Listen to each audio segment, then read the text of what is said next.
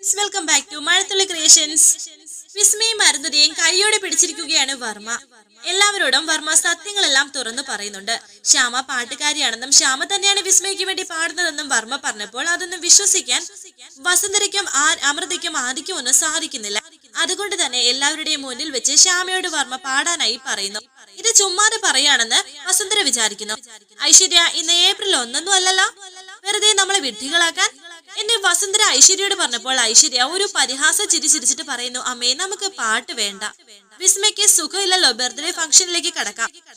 വസുന്ധര പറയുന്നു, അല്ല, ഇനി മറ്റു ഫംഗ്ഷൻ എല്ലാം ഇവളുടെ ഈ ശ്യാമയുടെ മനോഹര സംഗീതം കേട്ടിട്ട് മതി എന്ന് പറഞ്ഞ് വീണ്ടും ശ്യാമയെ പരിഹസിക്കുകയാണ് വസുന്ധര. ചിരിച്ചുകൊണ്ട് അഖിൽ ചോദിക്കുന്നുണ്ട്, എന്താ വെല്ലുവിളിയാണോ എന്ന്. അതെ, വെല്ലുവിളി തന്നെയാ. ഇവിടെ ശ്യാമ പാടണം, അല്ലാതെ ഞാൻ വിടില്ല എന്നെ വസുന്ധര പറഞ്ഞപ്പോൾ ശ്യാമയോട് പാടാൻ അഖിൽ പറയുന്നുണ്ട്. ശ്യാമ ആദ്യം മടിച്ചു നിൽക്കുമായിരുന്നു. അമ്മ ഇതുവരെ ജയിലിൽ നിന്ന് ഇറങ്ങിയില്ലല്ലോ, ഇനി ഇവരെന്തെങ്കിലും ചെയ്താലോ എന്ന് ഭയപ്പെട്ടിട്ടാണ് ശ്യാമ ഇതുവരെ പാടാതെ നിന്നത്. ആ സമയം മോളെ എന്ന് ദേവകി വിളിക്കുന്നുണ്ട്. കൂടെ വാസുദേവനും ഉണ്ട്. അമ്മയെ കണ്ടപ്പോഴാണ് ശ്യാമയ്ക്ക് സമാധാനമാവുന്നത്. എന്നാൽ ദേവകിയെ അവിടെ കണ്ട അരുന്ധതിയും ഞെട്ടലോടെ നിൽക്കുന്നു. പാടിക്കോ എന്ന് ദേവകി പറയുന്നു. സന്തോഷത്തോടെ അമ്മയുടെ അടുത്തേക്ക് ഓടിപ്പോവുകയാണ് ശ്യാമ. അമ്മയെ പോയി കെട്ടിപ്പിടിക്കുന്നു. അമ്മയെ കുഴപ്പമൊന്നുമില്ലല്ലോ എന്നൊക്കെ ശ്യാമ ചോദിക്കുന്നുണ്ട്. ഒരു കുഴപ്പമില്ല എന്ന് ദേവകിയും. മോളെ, അമ്മയ്ക്ക് ഒന്നുമില്ല, മോള് പാടിക്കോ ചെല്ലെ എന്ന് പറഞ്ഞ് വാസുദേവൻ ശ്യാമയെ പാടാൻ പറയുന്നു. ശ്യാമ വർമ്മയുടെ അടുത്തേക്ക് വരുന്നു. പാടുമോളെ എന്ന് പറഞ്ഞ് വർമ്മ ശ്യാമയ്ക്ക് മൈക്കും കൊടുത്തു.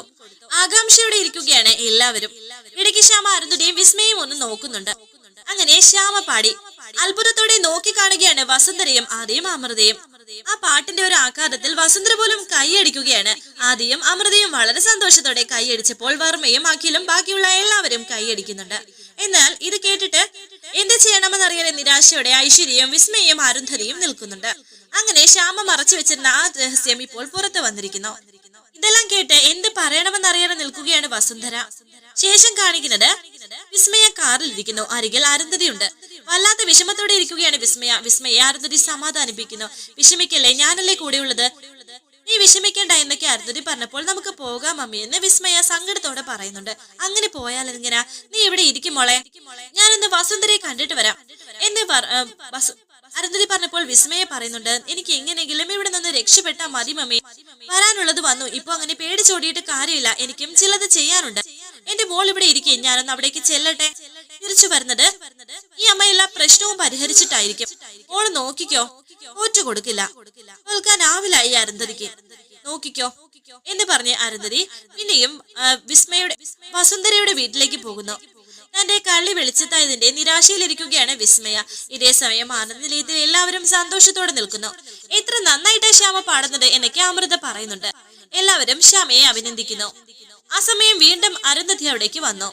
ഒന്നും ഇതുവരെ വസുന്ധര പറഞ്ഞിട്ടില്ല ശ്യാമയോട്. ഒടുവിൽ വസുന്ധര ശ്യാമയുടെ അടുത്തേക്ക് വന്നു. എന്താ അവിടെ നടക്കുന്നത് എന്ന് നോക്കി നിൽക്കുകയാണ് അരുന്ധതി. വസുന്ധര ശ്യാമയോട് പറയുന്നു, സംഗീതത്തിന്റെ ആരാധികയാണ് ഞാൻ, ആരായാലും ആ കഴിവിനെ ഞാൻ അംഗീകരിക്കുമെന്ന് വസുന്ധര പറഞ്ഞപ്പോൾ തന്നെ എല്ലാവർക്കും സന്തോഷമാകുന്നു. പാട്ട് നന്നായിരുന്നു എന്നും വസുന്ധര പറയുന്നുണ്ട്. ശ്യാമയ്ക്ക് എന്തെന്നില്ലാത്ത സന്തോഷമാകുന്നു. ദേഷ്യത്തോടെ ഐശ്വര്യയും അരുന്ധതി അവിടെ നിൽക്കുന്നതും വസുന്ധര കാണുന്നു. എല്ലാവരും അരുന്ധതിയെ നോക്കുന്നു. തിരിച്ചു പോകാതെ അരുന്ധതി അവരുടെ അടുത്തേക്ക് നടന്നു വരുന്നു. എന്തായാലും വസുന്ധര ശ്യാമയെ അഭിനന്ദിച്ചല്ലോ, അതിനെ നന്ദി പറയാണ് ഞാൻ. കുഞ്ഞുനാള് മുതലേ എന്റെ വിസ്മയ ശ്യാമയും സംഗീതം പഠിപ്പിച്ചത് ഞാനാ എന്ന് അരുന്ധതി പറഞ്ഞപ്പോൾ എല്ലാവരും ഞെട്ടലോടെ നിൽക്കുന്നു. ഇത് അരുന്ധതിയുടെ പുതിയ നീക്കം. അറിയാലോ, ശ്യാമയുടെ വീട്ടിൽ ഭക്ഷണത്തിന് തന്നെ വലിയ ബുദ്ധിമുട്ടായിരുന്നു. മോളെ ട്യൂഷൻ ഫീസ് വാങ്ങിയില്ല എന്ന് മാത്രമല്ല, ഒരുപാട് ആ കുടുംബത്തെ ഞാൻ സഹായിച്ചിട്ടുണ്ട്. വിസ്മയ മോള് പാടി പ്രശസ്തയായി. ശ്യാമയെ ഞാൻ രക്ഷപ്പെടുത്താൻ ഒരുപാട് ശ്രമിച്ചു. പക്ഷേ നമുക്ക് കഴിവുണ്ടായ മാത്രം പോരാ, ഭാഗ്യം കൂടി വേണ്ടേ. വിസ്മയ പാടുമ്പോൾ കോറസ് പാടാൻ ഞാൻ ശ്യാമയെ കൊണ്ടുപോകും. എന്നാലും ഞാൻ അങ്ങനെ കണക്ക് നോക്കിയൊന്നുമില്ല, നല്ലൊരു തുക ശ്യാമയ്ക്ക് ഞാൻ കൊടുക്കും. വസുന്ധരയ്ക്ക് തന്നെ അറിയാലോ, ഇപ്പൊ വസുന്ധരയുടെ മോൻ അഖിൽ ഇവരുടെ വീട്ടിലാ. ഒരു പെട്ടിക്ക് മേൽ കുറച്ച് പച്ചക്കറികളും വെച്ചിരുന്നാൽ എങ്ങനെ രക്ഷപ്പെടാനാ? ആരും അറിയാതെ ആ കുടുംബത്തിന്റെ ചെലവിന് വേണ്ടത് ഇപ്പോഴും ഞാൻ കൊടുക്കുന്നുണ്ട്. ഇന്നൊരു വലിയ സംഭവം നടന്നു, അതെല്ലാവരുടെ മുന്നിൽ വെച്ച് പറയുന്നത് തന്നെ ഈ കുടുംബത്തിന് നാണക്കേടാ. വസുന്ധരയുടെ തൊലി ഉരിഞ്ഞു പോകും. ശ്യാമയുടെ അമ്മ 15 പവന്റെ സ്വർണവും കുറെ പണവും മോഷ്ടിച്ച് ജയിലിലായി. അപ്പൊ തന്നെ ശ്യാമ എന്നെ വിളിച്ചു.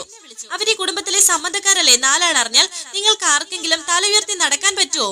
വസുന്ധരയും ഞാനും തമ്മിലുള്ള ആത്മബന്ധം ഓർത്ത് ഞാൻ അതങ്ങ് സോൾവ് ചെയ്തു. ശ്യാമ നാണക്കേട് കൊണ്ട് ഗസ്റ്റ് റൂമിൽ കയറി ഇരിക്കുകയായിരുന്നു. ഞാനും മോളും നിങ്ങൾ ആരും അറിയാതെ ഇടയ്ക്ക് ഇവളെ പോയി ആശ്വസിപ്പിച്ചു.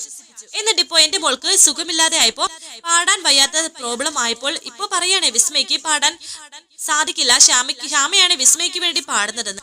എനിക്കറിയാം വർമ്മ സാറും അഖിൽ മോനും നിരപരാധികളാണ്. അവരെ ശ്യാമ പറഞ്ഞ് തെറ്റിദ്ധരിപ്പിച്ചിരിക്കുക. അതാ അവരിങ്ങനെയൊക്കെ എന്നോടും എന്റെ മോളോടും പെരുമാറിയത്. എനിക്കതിൽ ഒത്തിരി വിഷമമുണ്ട്. എന്റെ മോൾ എല്ലാം കേട്ട് തകർന്നു പോയി. ഇതെല്ലാം കള്ളമാണെന്ന് അഖിലും വർമ്മയ്ക്കും പിന്നെ ശ്യാമയ്ക്കും എല്ലാവർക്കും അറിയാം. എന്റെ മോളുടെ വളർച്ചയിൽ ഒരുപാട് അസൂയക്കാരുണ്ട്. പക്ഷേ ശ്യാമ, എന്റെ വിസ്മയെ പോലെ ഞാൻ കണ്ട ശ്യാമ ഇങ്ങനെ ചെയ്യുമെന്ന് ഞാൻ സ്വപ്നത്തിൽ പോലും കരുതിയില്ല. എന്നാൽ ശ്യാമ പറയുന്നുണ്ട് ഈ പറയുന്നൊക്കെ പച്ചക്കള്ളമാണെന്ന്. ഇതാരും വിശ്വസിക്കരുത്. ഇവര് പറയുന്നത് പച്ചക്കള്ളമാണെന്ന് വാസുദേവനും പറയുന്നു. വിസ്മയ്ക്ക് വേണ്ടി പാടിച്ച് എന്റെ മോളെ ഇവര് ഒരുപാട് ദ്രോഹിച്ചതാ. എന്നെ ദേവിക്ക് പറഞ്ഞപ്പോൾ അഖിൽ പറയുന്നു എന്തിനെ വിസ്മയ ഇപ്പോൾ ഇറങ്ങിയ ഒരു ലേറ്റസ്റ്റ് ഗാനമില്ലേ അതുപോലും പാടിയത് ശ്യാമയാണ്. എല്ലാം ശ്യാമ എന്നോട് പറഞ്ഞിട്ടുണ്ട്. അരുന്ധതിയുടെയും വിസ്മയുടെയും ശ്യാമയോടുള്ള ഈ ദ്രോഹം തുറന്നു കാട്ടാനാണ് ഞാൻ ഇവർക്കൊപ്പം നിന്നത്. ശ്യാമയുടെ അമ്മ ഇവര് മനഃപൂർവ്വം കേസിൽ പെടുത്തിയതാണെന്ന് അഖിൽ പറയുന്നു. ഇന്നിവിടെ വിസ്മയ്ക്ക് വേണ്ടി ശ്യാമയോട് പാടിപ്പിക്കാൻ വേണ്ടി ആ തന്ത്രം അതാണ് ഇപ്പോ പൊളിച്ചടുക്കിയിരിക്കുന്നതെന്നും അഖിൽ പറയുന്നു. ലേറ്റസ്റ്റ് പാട്ട് ശ്യാമ പാടി പോലും. എങ്ങനെ ഒരുപാട് ആൾക്കാർ കൂടുന്ന സ്റ്റുഡിയോയില് മ്യൂസിക് ഡയറക്ടറുടെയും എല്ലാവരുടെയും മുന്നിൽ വെച്ച് എങ്ങനെയാ ആൾമാരുടെ നടത്തി പാടുന്നത് എന്ന് അരുന്ധതി ചോദിക്കുന്നു. കേട്ടിട്ട് തന്നെ അത്ഭുതം തോന്നുന്നു. അത് എന്നെ നിർബന്ധിച്ച് പർദ്ദയിട്ട് പാടിപ്പിച്ചതാണെന്ന് ശ്യാമ പറയുന്നുണ്ട്. പർദ്ദയിട്ട് പാടിപ്പിച്ചോ, കൊള്ളാലോ, തെളിവുണ്ടോ, ഫോട്ടോയോ മറ്റോ എങ്കിൽ എടുത്തു കാണിക്കുന്ന അരുന്ധതി. അപ്പൊ അതിന് തെളിവൊന്നുമില്ല. ശ്യാമ പറയുന്നു. മറ്റുള്ളവർ കേൾക്കുന്നു. ഈ പറയുന്ന അഖിൽ അത് കണ്ടോ എന്ന് അരുന്ധതി ചോദിക്കുന്നു. വർമ്മ സാർ കണ്ടോ? അതില്ല, ശ്യാമയോട് സത്യം പറഞ്ഞു. മോള് നിങ്ങൾ ചെയ്ത ദ്രോഹങ്ങളെല്ലാം പറഞ്ഞു എന്ന് വർമ്മ. എല്ലാവരും കേട്ടല്ലോ എന്ന് അരുന്ധതി പറയുന്നുണ്ട്. അങ്ങനെ അരുന്ധതി ശ്യാമയെ കൊടുക്കാൻ വീണ്ടും ഒരു പുതിയ തന്ത്രം പയറ്റുകയാണ്.